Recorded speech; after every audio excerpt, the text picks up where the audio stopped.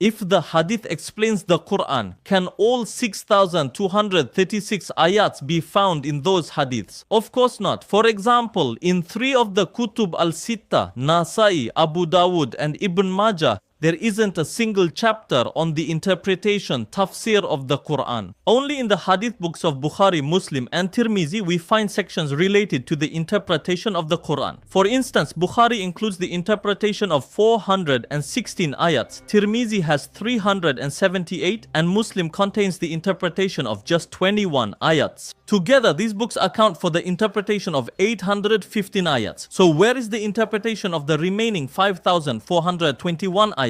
So you can also claim that some of these were clear. There was no need to explain them. Well, did the Prophet only interpret the 815 verses that needed explanation at that time? Open those commentaries and examine them. Were they verses that truly needed explanation, or were they verses that anyone could understand upon reading? By making such claims, you are undermining the value of Allah's book, suggesting that it requires the support of hadiths. Do you really understand what you are saying? What did Allah fail to convey in the Quran that made the hadiths necessary? Imagine that those who accept hadiths as similar to the Quran report that the Prophet prohibited writing hadiths in hadith